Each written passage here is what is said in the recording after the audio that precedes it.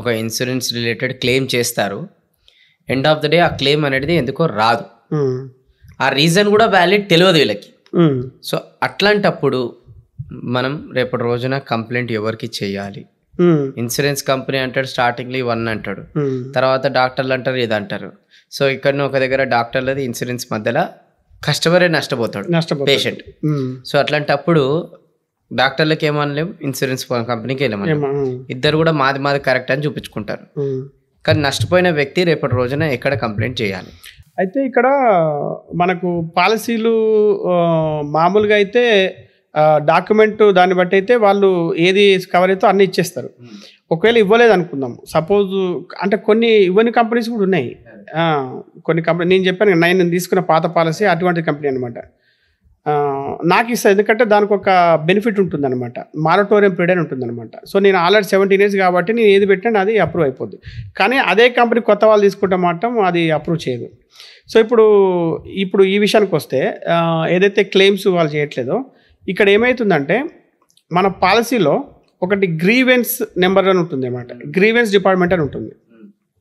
నాకు కూడా ఒకటి అయింది అంతకుముందు, కాబట్టి దాంట్లో పాలసీలోనే మనకు గ్రీవెన్స్ డిపార్ట్మెంట్ అని ఉంటుంది. వాళ్ళకు మెయిల్ చేయొచ్చు, వాళ్ళకు ఫోన్ చేయొచ్చు. అంటే ఏంటి గ్రీవెన్స్? గ్రీవెన్స్ అంటే ఇటువంటి వివాదాలు పరిష్కరించే ఒక డిపార్ట్మెంట్ అనమాట. ఏది వాళ్ళ అంటే ఇప్పుడు మీరు ఒక కంపెనీ XYZ కంపెనీ యొక్క హెల్త్ ఇన్సూరెన్స్ తీసుకున్నారు, మీరు ఒక హాస్పిటల్కి వెళ్తే వాడు క్లెయిమ్ యాక్సెప్ట్ చేయలేదు. సో మీరు అదే కంపెనీలో ఉన్న గ్రీవెన్స్ డిపార్ట్మెంట్కే మీరు కంప్లైంట్ చేస్తున్నారు, చేయొచ్చు. రెండోది కూడా ఈ మన IRDA, అది నెక్స్ట్ లెవెల్. ఓకే. యాక్చువల్గా ఏంటంటే ఫస్ట్ వాళ్ళకు ఒక గ్రీవెన్స్ డిపార్ట్మెంట్ ఉండాలి. అంటే ఇప్పుడు ఒక కంపెనీలో ఒక వ్యక్తి బాగా పనిచేస్తున్నాడు, ఇంకో వ్యక్తి పనిచేయకపోవచ్చు, కాబట్టి అదొక చెక్ లిస్ట్ అనమాట. సో ఫస్ట్ గ్రీవెన్స్కి వెళ్ళినప్పుడు ఏమైందంటే మ్యాక్సిమం అక్కడ 99% సాల్వ్ అయిపోద్ది. వాళ్ళు దాన్ని మళ్ళీ రీకన్సిడర్ చేస్తారు, ఇవన్నీ చేసేసి క్లోజ్ చేసేస్తారు. లేదు అక్కడ కూడా క్లోజ్ కాలేదు అనుకోండి, నెక్స్ట్ ఏంటంటే IRDA ఇది చెక్ లిస్ట్ అనమాట. గ్రీవెన్స్ తర్వాత నెక్స్ట్ ఏమైందంటే అంబుడ్స్మన్ ఉంటాడు. అంబుడ్స్మన్ అనేవాడు కామన్గా ఉంటాడు. ఇంకా అంటే IRDA చేత ఇది చేయబడ్డ అంబుడ్స్మన్ ఉంటాడు అనమాట. అతను ఏంటంటే అతనికి ఈ కంపెనీకి సంబంధం ఉండదు, అతని దగ్గర ప్రాబ్లమ్స్. అంబుడ్స్మన్ ఇది నథింగ్ బట్ ఒక మన కోర్టులో, మనం ఇప్పుడు ఈ కోర్టులో కాకపోతే హైకోర్టుకి వెళ్ళినట్టు ఒక అంబుడ్స్మన్ ఉంటాడు అనమాట. అక్కడ మనం ప్రాబ్లం మ్యాక్సిమం సాల్వ్ అయిపోద్ది. ఇవన్నీ కూడా ఆ నెంబర్సు, వాళ్ళ మెయిల్ ఐడీసు, ఎవ్రీథింగ్ మన డాక్యుమెంట్లో ఖచ్చితంగా ఉంటాయి. మనం చదవం కానీ అక్కడ ఖచ్చితంగా ఒక వెనక పేజీలు ఉంటాయి అన్నమాట అన్నీ. అలానే అది మ్యాండేటరీ. అవును.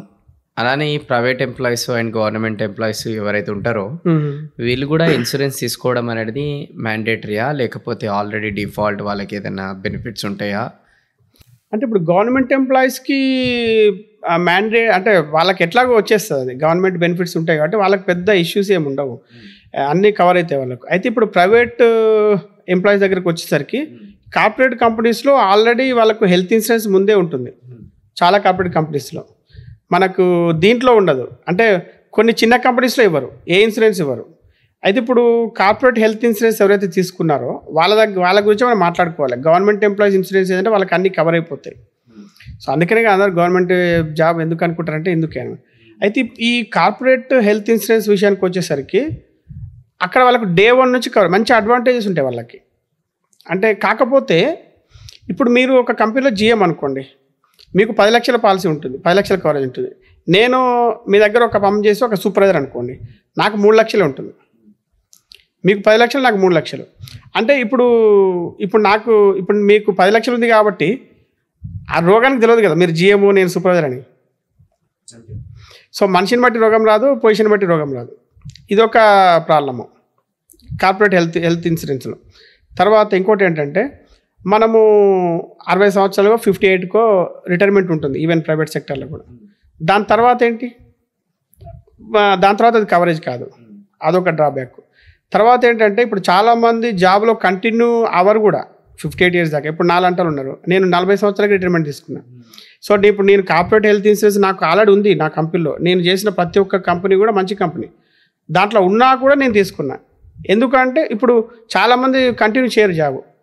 ఇప్పుడు ఏంటంటే జనరేషన్ తొందరగా సెటిల్ అవ్వాలి, బిజినెస్లోకి వెళ్ళాలంటే జాబ్ మానేస్తారు, అప్పుడు రాదు. తర్వాత ఒక కంపెనీ నుండి ఇంకో కంపెనీ మారుతారు, అప్పుడు ఇన్సూరెన్స్ కంపెనీ మారిపోద్ది, టర్మ్స్ అండ్ కండిషన్స్ మారిపోతాయి.